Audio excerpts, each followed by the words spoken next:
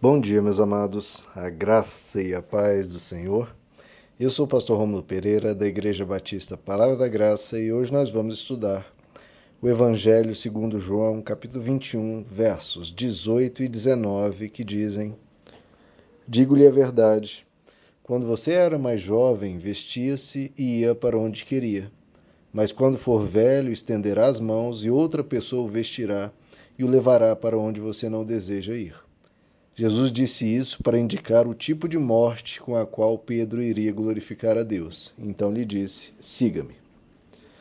Bom, queridos, depois de Jesus restaurar Pedro, a confiança de Pedro, a segurança de Pedro, a autoconfiança dele, então Jesus diz a ele que Pedro iria até a morte viver para Cristo. Veja, da outra vez, quando Jesus estava dizendo para os discípulos que ele iria morrer, e Pedro disse: olha, eu sou aquele que, diferente de todo mundo, eu vou te seguir para onde quer que você for, Jesus. E aí Jesus combateu aquela arrogância dele e disse: olha, Pedro, infelizmente você vai me negar 3 vezes, antes que o galo cante.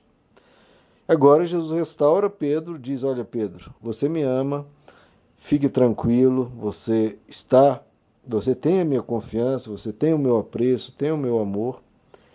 E eu te chamei de rocha, porque você realmente é uma rocha. A tal ponto que eu estou lhe dizendo agora, que você antes era uma pessoa livre, mas no fim da vida você vai ser preso, né? Você não vai para onde você quer e vai morrer de uma forma violenta pelo Evangelho.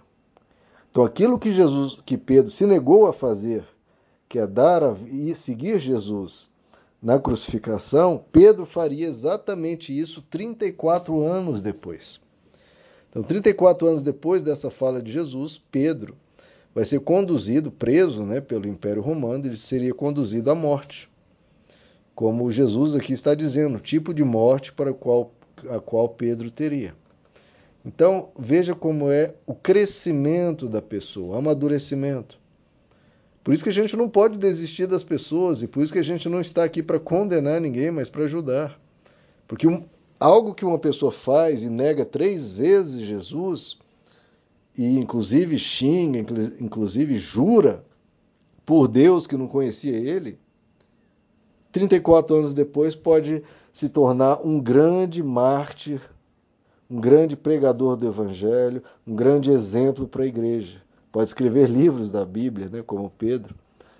Então, esse é o ponto, queridos. A gente tem que entender que as pessoas vão crescendo.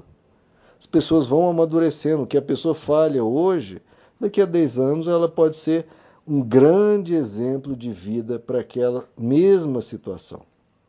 Ao ponto de Pedro, ele foi, na verdade, crucificado.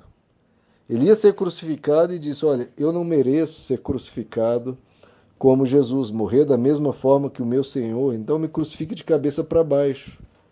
Olha a tranquilidade dele, ao ponto de até pensar na glória de Cristo, pensar em honrar Jesus e dizer: olha, eu quero morrer na humildade, não quero morrer como o meu Senhor, me crucifique de cabeça para baixo. Então ele foi um exemplo de algo. Agora, imagine como às vezes as pessoas tratam, né? Ah, você negou Jesus 3 vezes, você não presta, você é ninguém, você é um lixo, você não vai exercer mais nenhuma atividade aqui, etc. E abandonasse ele. Essa seria a conclusão de muitas pessoas. Ele não serve mais, ele jamais vai voltar a ser líder, etc. Enfim, você joga fora uma grande riqueza, um grande talento e uma pessoa que Jesus disse que era uma rocha.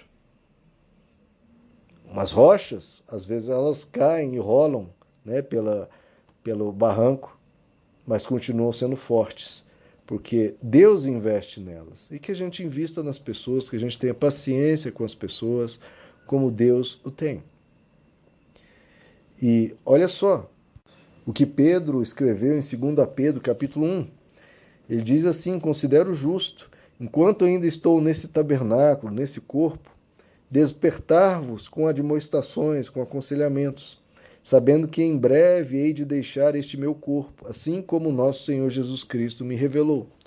Eu vejo que ele faz referência a esse recado que Jesus havia dado para ele, que ele morreria de uma forma violenta, de uma forma não natural, sendo arrastado, sendo levado preso.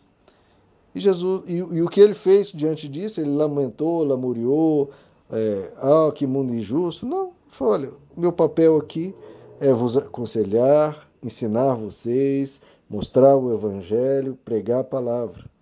Porque eu vou deixar esse tabernáculo. Olha a preocupação dele. Não, eu vou deixar o tabernáculo como Jesus me avisou. Tranquilo e calmo, porque quem recebe a esperança do evangelho, ela entende para onde ela vai, para quem ela vai e que ela não morre, ela vive eternamente em Deus. Por isso que ele diz, já agora na sua primeira carta, capítulo 4, amados, não estranhem a ardente provação que vem sobre vocês para vos experimentar, como se coisa estranha vos acontecesse, né? Geralmente quando um cristão sofre, as pessoas falam, nossa, mas que absurdo, que estranho, eu sirvo a Deus, né? Eu oro, por que isso aconteceu? Olha o que o apóstolo Pedro diz. Não estranhe isso que vem sobre você como se fosse uma coisa estranha, né? Não, mas regozijai-vos por serdes participantes das aflições de Cristo. As aflições desse mundo, a gente tem que passar por elas, para que também na revelação da sua glória vós regozijeis e exulteis. Então a gente tem que ter essa paciência diante do sofrimento e diante das agruras da vida, porque isso faz parte e isso não é ponto final na vida de ninguém. Deus cuida de nós, mas não nos livra de todos os males. A gente vai ter que passar por alguns. A maioria ele nos livra. Por isso que o espírito de gratidão deve ser mantido sempre. Agora, aqueles pelos quais tenhamos que passar, que a gente os passe com dignidade, procurando honrar a Deus, procurando dar exemplo às pessoas, procurando não abaixar a cabeça, nem ficar cabisbaixo, nem lamuriando, nem reclamando, nem se entristecendo e gerando tristeza às pessoas ao redor, gerando um peso para as outras pessoas. Não, que a gente atravesse com força, com coragem, de cabeça erguida e dizendo, eu vou glorificar a Deus nessa etapa da vida também. Não vou reclamar, não vou ofender a vida, não vou blasfemar contra Deus, não vou murmurar, não vou perder o espírito de gratidão. Olha o que Jesus diz.